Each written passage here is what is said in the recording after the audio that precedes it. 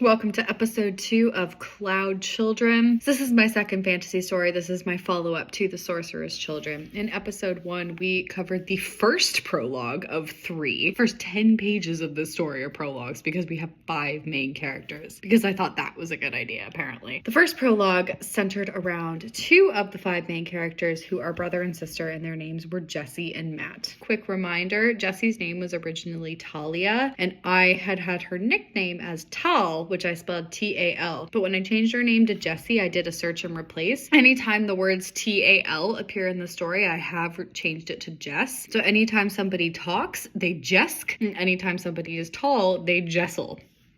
We have just gone through the first prologue where Jesse and Matt are children who were orphans and they were being hunted by social services because their parents died, I guess. They were taken away to separate orphanages. Jesse was 11 and Matt was 7. And then we had a time jump into 3 years in the future and they both ran away from their orphanages very easily. They didn't have a problem with this. I don't know why it took them 3 years to do this. They just contacted each other. They wrote letters. They said, hey, how's it going? Should we meet in the park? No supervision. And they have run away from their orphanages. That is the first prologue, is that Jesse and Matt are 14 and 11 and have run away from their orphanages. We now skip to the second prologue, and this prologue belongs to Zoe and Rick, and they are the second sibling pair of this story. We begin with Rick entering the room and Zoe saying, Rick, is that you? And Rick responds by saying, who else would it be? And Zoe says, I don't know, the police? So I guess they are in a similar situation as Jesse and Matt. They are wanted. I don't know why the police are after them. It's probably social services, but I don't know. Apparently the police are after them. Rick asks Zoe if she's made tea, and Zoe says no. Rick says, why not? Zoe says, Rick, I just got home. I don't know from what. Just then, there's a banging on the door. So Zoe gets off the bed and puts Rick in the closet. 2 of them are in a penthouse suite. Oh, better than Jesse and Matt. Jesse and Matt were in the attic of a woman named Ann Tyler who ratted them out with absolutely no hesitation when social services came up to claim them. They lived in it with their rich aunt for a few months until she moved away and left the kids. Zoe liked the apartment. Rick had never known anything else, so he didn't care. They had been sitting in their 3rd living room. They had 7. Wow. Penthouse suite, am I right? Zoe knew exactly who was at the door. The 7 living rooms is completely irrelevant. The police have been after them ever since their aunt left. Obviously wanted to bring them to an orphanage. Wow, that sounds familiar. Zoe puts her brother in the closet and opens the door. And the man says, are you Zoe Prince? Do you recognize that last name? Ooh, it's the same. Man in the doorway. He was Jessel and beefy. So he's tall. Angry expression. Oh, and menacing. I'm Tom. Did we not just have a Tom? Oh, I guess it must be the same guy. Because we just had a Tom. Tom was the person who took away... Tom and Tiana took Jesse and Matt to the orphanages. So I guess maybe it's the same guy. Because he's Tom. Oh, yeah, okay. Right, so it's Tom and Tiana again. It is, yeah, because Tiana's here as well. Okay, so Tom and Tiana have come to get Zoe and Rick as well. So Tom shows up, asks if she's Zoe Prince. Zoe says, who wants to know? And he says, I'm Tom. Not here to hurt you. I only want to help you and your brother are too young to be living alone. I need to bring you to an orphanage. Ooh, sounds familiar. Where is your brother? Zoe says, at school. Miss Prince, you must understand that I'm not doing this to hurt you. I'm doing this to help. He just said that. Tiana! And in comes Tiana, but we don't describe Tiana's outfit today. Maybe this is all taking place on the same day. Maybe Tom and Tiana have gone from Jesse and Matt to Zoe and Rick to whoever comes next. So in comes Tiana. It says, Zoe Prince? And Zoe shakes her head. Zoe has already confirmed this. Zoe dear, where's Rick? And Zoe now says, I don't know. Well, for now, go with Tiana. I'll find Rick, says Tom. So Tiana's trying to drag Zoe away, and Zoe starts screaming. And then Rick comes out of the closet and goes, Zoe, and Tom says, your sister's fine. You need to come with me. Okay, these 2 are freaking out. Oh, Rick fought him. Rick is fighting back. Better than Jesse and Matt. Tom picks him up, throws him over his shoulder. They are dragged out to 2 separate cars. Zoe is screaming. Tiana says, sweetie, your brother will be fine, as she forced her into the back of the car. So Tiana is shoving Zoe into a car going, yeah, it's fine. Your brother's fine. Zoe struggled to get out, but Tiana locked the doors and drove away from the only real home Zoe had ever had, except for ...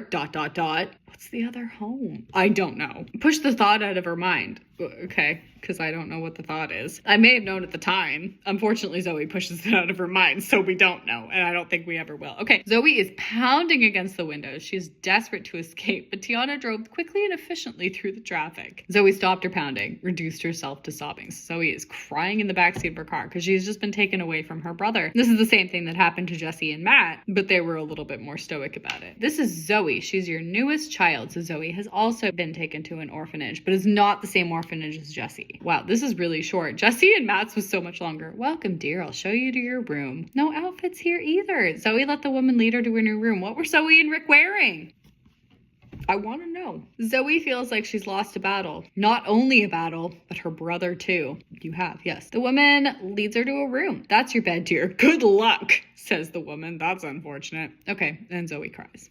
And that's it. Now we skip to 3 years later. Obviously, this is the same time. I don't think we said Zoe and Rick's ages, but they are supposed to be slightly younger than Jesse and Matt. 3 years later, Zoe is twisting her fingers nervously because 3 years have passed and they have felt like an eternity. Oh, and for the first time, she's allowed to see her brother. They have not snuck out. He's going to be escorted by someone from his orphanage. Oh, left for half an hour. So they're going to be alone for half an hour. So you want to take a guess as to what's going to happen then? Oh, in that half an hour, Zoe had a secret plan. Take her brother, run away, far away from the orphanage and all the people she hated the most. So Zoe's not doing too well at the orphanage. Rick emerged from the shadows. I don't know where they are, but they're meeting up. And again, they're also being given a half an hour to be alone. They're making this very easy for them. Whoever's running these orphanages are making it very easy for these children to sneak out. Rick emerges to Zoe, and Zoe says relief flows through her. Her brother was okay! Exclamation mark. Yay, Rick's all right. A man stepped up beside Rick, claps him on the shoulder, says half an hour and I'll meet you here. Rick says, you betcha. No, obviously not. She says, Rick, I've missed you. He says, hey, big sister, I missed you too. Oh, Zoe wants to hug her brother, but he seemed so grown up, ... and so distant. Oh, so Rick and Zoe have grown apart because they haven't seen each other for 3 years. Zoe says, come on, I know a great little coffee shop down the road. And that's the end of their prologue. So I guess they go to a coffee shop. And from there, they sneak away. Now we've gotten to the third prologue. And the third prologue belongs to Gatsby. Gatsby is the youngest of these 5 main characters, and she is by herself. So she is on her bed listening to sounds of arguing. Oh, she's crying. Why did Nana and Papa have to fight so much? So I guess Gatsby lives with her Nana and her Papa. Now listen here, Reg, says Nana. You said you would stop drinking and I found a wine bottle under your bed. Oh, Reg, get it together. Oh, and he says, you can't control me, Geraldine. Reg, I'm not trying to control you. Oh, I'm trying to make things better for Gatsby. Gatsby's 6 years old. She can take care of herself. Okay, so Gatsby's 6. I don't know how old Zoe and Rick are. We didn't say. Gatsby's 6 years old, says Reg. She can take care of herself. Yeah, absolutely. At 6 you can. And Gatsby wants to shriek, no, I can't. But she didn't. She wasn't even supposed to be listening. Though that was hardly fair. Yeah, because they're screaming. Oh, impact statement. Here we go. Just then the doorbell rang. Oh, who's at the doorbell? Conversation is not over, says Nana. And Nana opens the door and gasps and says, what are you doing here? Question mark, exclamation mark, question mark, exclamation mark. Nana is pissed. We're out of time. Where is she? Oh, it's not Tom and Tiana. It's somebody else. You can't just take her, says Nana. I have to. He's right. Oh, this is 3 years later. Sorry. This prologue is happening during the 3 years later for the rest of them. Jesse, Matt, Zoe, and Rick all had a prologue, an old prologue and then a 3 years later prologue, and Gatsby's prologue is happening at the same time as the 3 years later. So Gatsby is 6 at the same time as the rest of them are older and escaping.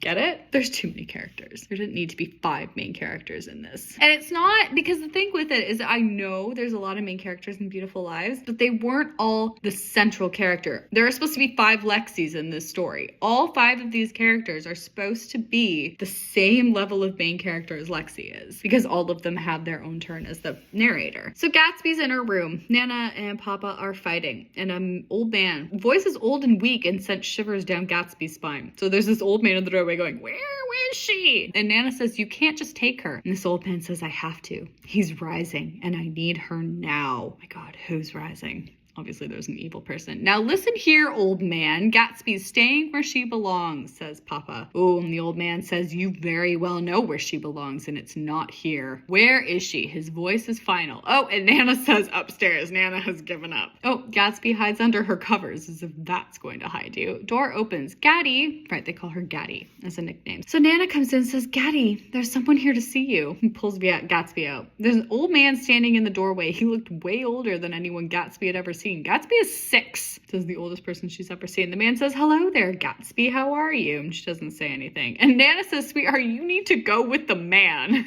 That's not good. He's gonna take you somewhere safe. Gatsby looks from Nana to Papa, searching for some trace of a joke. There was nothing. Gatsby, dear, I won't hurt you. I need to take you somewhere that will keep you safe, somewhere that will help you, and all I ask of you is for your trust. Will you trust me? Gatsby says no, which, do you know what? I don't blame her. And Nana just goes, here you go, and puts Gatsby in this old man's lap. Gatsby says, Nana, no, and she's crying. Nana says, oh, baby, I don't want to send you away. I have to. Trust me, sweetie. Trust this man. He won't hurt you. Who is this man? I don't. We'll find out, I think. Yeah, and Nana just gives her a kiss and then off she goes. And Papa says, be brave, my girl. Gatsby struggles in the man's arms, but then she stopped because if Nana and Papa wanted her to trust the man, she was going to have to. Let the man take her away. She let the man put her in a car, and she let him bring her away from the comforting life that she had known. She let him bring her to a whole new world. And now the 5 of them have been removed from their situations. And that is the end of the 3 prologues. Was that enough prologue for you? 10 pages worth of prologue? I think we'll end episode 2 there, and we will start up episode 3 with chapter 1. So that is the end of episode 2. We have made it through the prologues. Now we're going to get to the actual story 10 pages later. That is